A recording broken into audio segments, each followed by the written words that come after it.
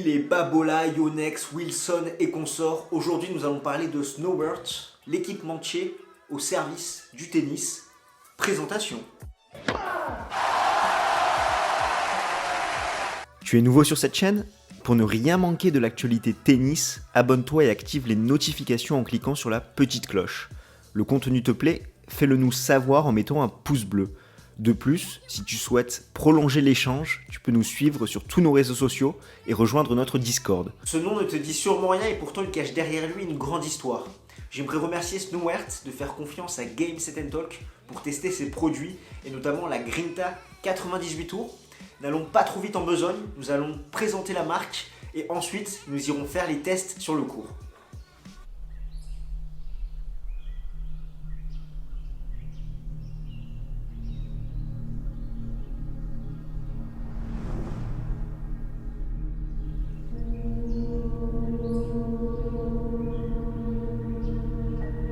The value of a passion is in the people who share it and convey it to others.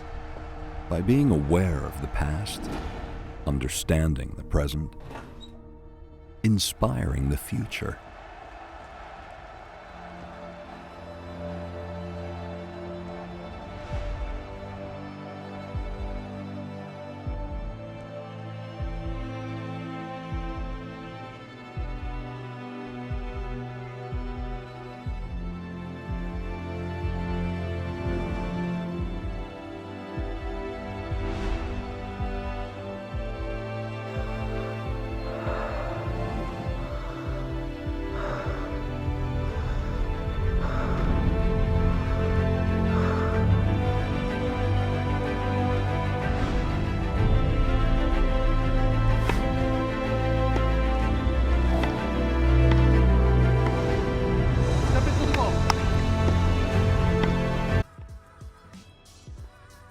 Snowbird a vu le jour en Belgique en 1928 où deux beaux-frères, Eugene Dipla et Valère Snowbird, nos amis belges me corrigeront sans doute sur la prononciation, ont mis à profit leur savoir-faire pour construire plusieurs équipements en bois, luges, canoës et raquettes de tennis. Les produits ont très bien fonctionné et ils ont pu développer un marché à l'international. Néanmoins, dans les années 70, la concurrence fut rude avec des raquettes fabriquées notamment en Asie. Une page s'est tournée en 1991 où la marque a disparu, pour mieux revenir quelques années plus tard en 2006. La société est maintenant basée en Italie avec à sa tête Roberto Gazzara, qui a notamment travaillé chez Prince Sports. Snowbird continue de garder sa ligne conductrice, des équipements pour le tennis et également pour le paddle de qualité. Le slogan est d'ailleurs le suivant. Snowbird. We serve tennis. Quand tu connais les origines et l'histoire de Snowbird, tu ne peux être qu'admiratif devant la trajectoire qu'a eu cette marque ainsi que la façon dont ils ont su rebondir. Mais que valent leurs produits ? C'est ce que nous allons voir tout de suite en allant les tester sur un court de tennis. Mais avant ça, très bonne nouvelle pour toi, étant donné que tu vas pouvoir tenter de gagner une raquette Snowbird. Pour ça, rien de plus simple, il suffit de t'abonner à notre chaîne YouTube et de mettre dans les commentaires ce qui t'a plu dans cette marque et surtout de nous suivre sur tous nos réseaux sociaux étant donné qu'on va relayer le jeu concours sur Twitter ainsi que sur Facebook pour optimiser tes chances d'être tiré au sort après la finale de l'Open d'Australie 2021. Cela étant dit, on se met en tenue et on se retrouve sur les terrains de tennis. Chose promise, chose due, on se retrouve sur notre cours de tennis favori et je suis en très bonne compagnie avec l'un de nos auditeurs les plus fidèles de Game Set Talk, Florian. Salut Florian. Salut Cons, toujours un plaisir de venir tester de nouveaux produits sur ces beaux cours de tennis. Et du coup, je vais te laisser présenter cette raquette Snowbird, la Grinta 98 tours. Donc, moi j'aime bien quand je teste une raquette, savoir à quoi m'attendre avant même d'avoir frappé dans la balle. Donc là, on voit la raquette, qu'est-ce qu'on peut dire de la raquette ? Déjà, elle a un cadre de 632 cm. Donc ça, il faut vraiment savoir centrer la balle. Donc c'est pas adapté à tout type de joueur ou aux joueurs débutants par exemple. Donc il faut savoir assez bien frapper la balle. Après, qu'est-ce qu'on a ? On a un profilé, donc le profilé il est ni trop fin ni trop gros, donc ça peut favoriser le contrôle et également la puissance. Le cordage assez rigide, moi j'ai trouvé, c'est du black beam, c'est ça Cons ? Donc du black beam, c'est marqué que ça favorise le spin, Donc j'ai mis des réserves sur ça parce que je le trouve assez rigide comparé à ma Yonex V100 qui ont les cordes qui bougent un peu plus. Donc j'attends de voir ça. Qu'est-ce qu'on a d'autre? Oui, le poids, caractéristique importante bien sûr. Donc le poids, donc 310 grammes non cordé. Donc voilà, un petit frein. C'est pas adapté à tous les joueurs. 310 grammes, ça commence à peser un peu dans le bras. Surtout si vous avez un jeu très physique basé sur les jambes, à force ça peut être compliqué de remonter les balles. Donc 310 grammes, c'est pas adapté à tout type de joueur. Pour les débutants, ça peut être compliqué. L'équilibre de la raquette, donc là, voilà, donc là équilibré, ni en tête ni en manche. Donc c'est pas mal du tout, ça peut convenir ça. Malgré son poids, l'équilibre neutre, c'est une caractéristique très sympa de la raquette et qui peut justement compenser ce poids qui est un peu élevé. Après, on a un petit détail également sympa ici. Donc là, vous savez, d'habitude sur les raquettes, on a ce vieux sparadrap immonde, dégueu que nous mettent les cordeurs. C'est pas de leur faute, hein, bien sûr. Hein, il faut bien mettre quelque chose pour protéger la raquette. Mais là, Snowert a pensé à un truc sympa. C'est des petites alvéoles, des petits picotis qui permettent de protéger la raquette. Par exemple, si vous frappez un coup assez bas, vous raclez la raquette, et ben ça l'endommage moins, bien sûr. Bien sûr, ça peut l'endommager, mais ça va plus la protéger. Benoît Paire va adorer cette raquette. Benoît Paire, cette raquette, elle est pour toi. Prochaine collaboration. Et après, on a un autre petit détail sympa également ici. Donc là, pareil, vous savez, vous compétiteurs, vous matcheurs, vous joueurs de tennis en tournoi, parfois c'est difficile de faire le toss avec les marques. Par exemple, moi j'ai Yonex. Donc, mon adversaire qui est là. Alors, vous voulez le carré de l'hypoténuse ou vous voulez les deux gros ronds à côté? Non, mais parfois c'est une galère d'expliquer quel côté on souhaite. Et là, tout simplement, il y a sur le manche de la raquette, donc là vous voyez que c'est un manche 3, c'est adapté aux mains assez larges, l'ES de Snowert. Et là, my serve, your serve. Donc, il faut savoir un tout petit peu parler anglais, je pense que ça peut aller. Donc là, par exemple, on va faire une démo. Donc, Constantin, tu me dis stop. Stop. You serve. Donc, Constantin va servir pour le match. Enfin, pas encore. Et oui, le design, c'est un détail assez subjectif, mais qui peut être quand même important. Donc moi, j'adhère au design. Je la trouve vintage sans qu'elle fasse vieillotte. Là, vous voyez, il y a deux petits dégradés de rouge et de jaune. La raquette, le rouge prédomine sur cette raquette, rouge et noir. C'est assez sobre, assez classe, donc il n'y a pas de souci là-dessus.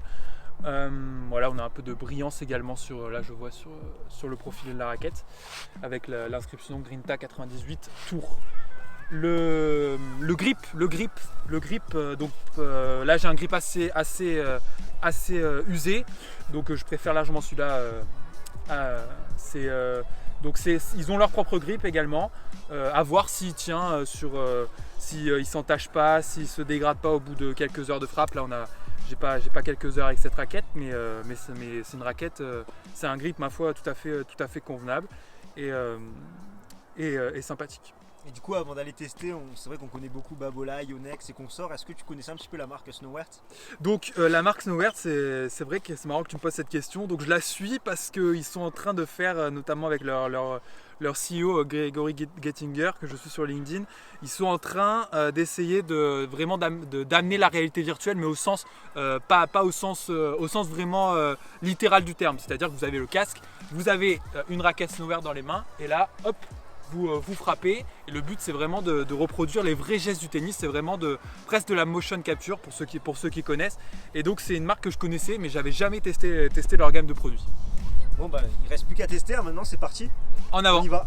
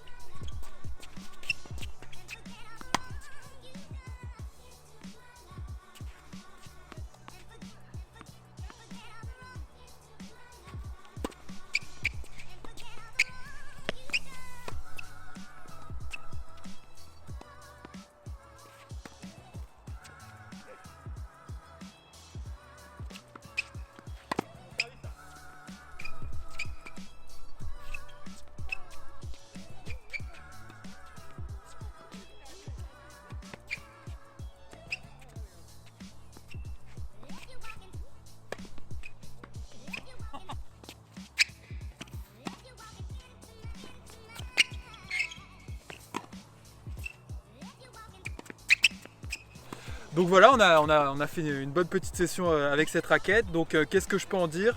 Donc ouais, mes impressions ne m'avaient pas trompé.